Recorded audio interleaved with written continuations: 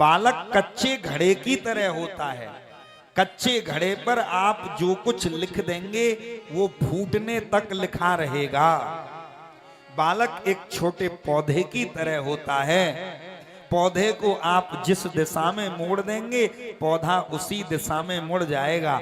और अगर पौधा बड़ा हो जाए आप उसे मोड़ने की कोशिश करो वो टूट जाएगा, लेकिन वो मुड़ेगा नहीं। मैं बार बार अपनी माताओं से निवेदन करता हूं कि अपनी संतान को संस्कार दीजिए। बच्चे को कार देने की आवश्यकता नहीं है, बच्चे को संस्कार देने की आवश्यकता है।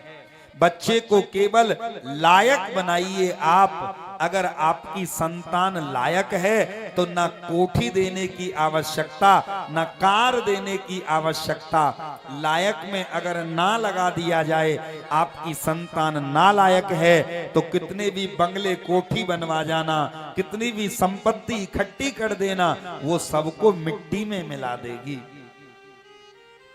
मैं माताओं से इसलिए कह रहा हूं क्योंकि बच्चे की प्रथम गुरु उसकी मां होती है।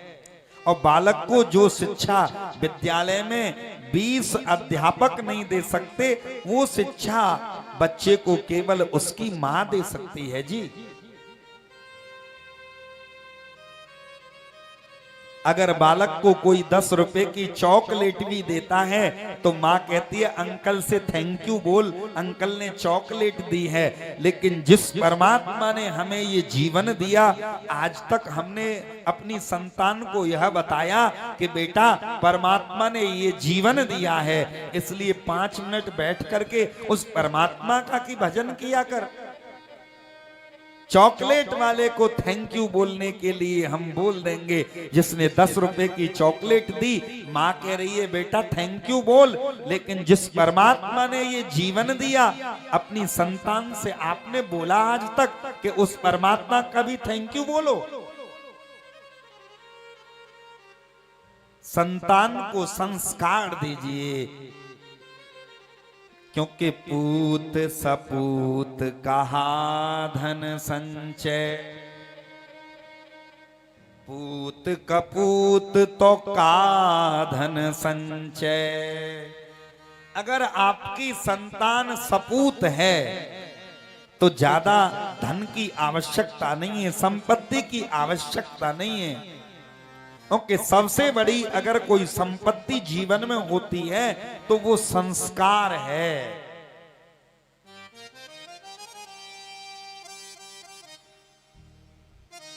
मैं बार बार निवेदन करता हूं, संस्कार देने की पाठशाला का नाम मां होता है। और ये संस्कार किसी यूनिवर्सिटी में जाके नहीं मिलेंगे, ये संस्कार घर में दिए जाते हैं। जिस समय बालक छोटा होता है, मैं निवेदन करता हूं, बालक की आंखों में बड़े तीव्र कैमरे फिट होते हैं। घर में कोई भी ऐसा काम मत करो जिससे कि तुम्हारे बालक के संस्कार बिगड़े। जो तुम कर रहे हो बालक सब कुछ देख रहा है। और बालक नकलची होता है, ध्यान देना, नकलची होता है बालक। एक जगह हम अपने गुरुदेव के साथ कहीं जा रहे थे, सामने से एक सज्जन आए।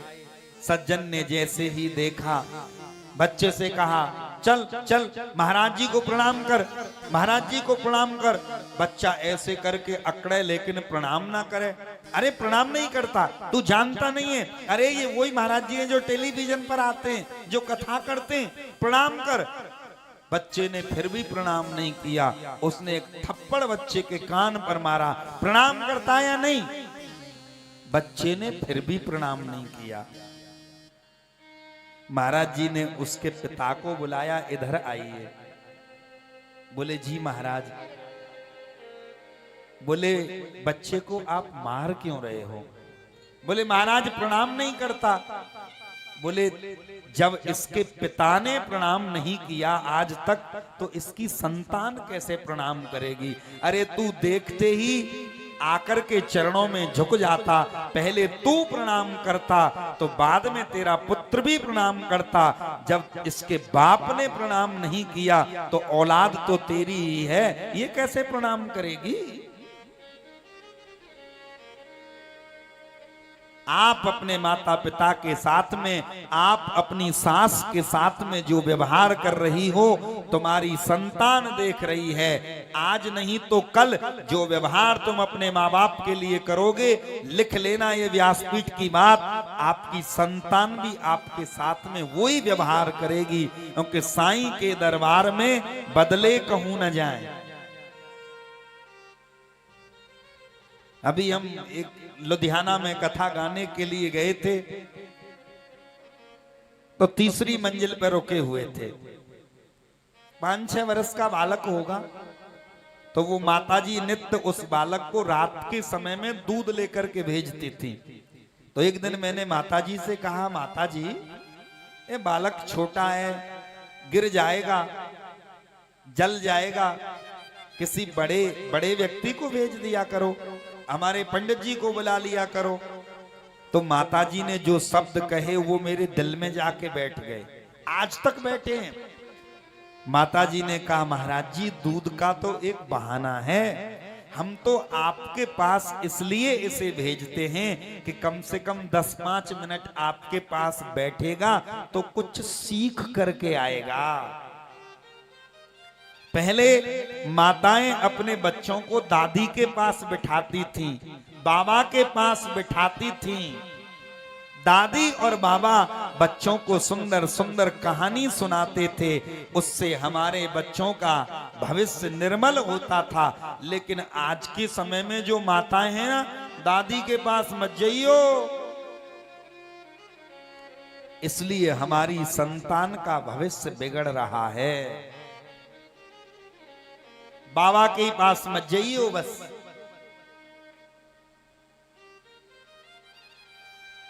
पहले जो नानी होती थी, दादी होती थी, वो भी बच्चों को सुंदर सुंदर कहानी सिखाती थी।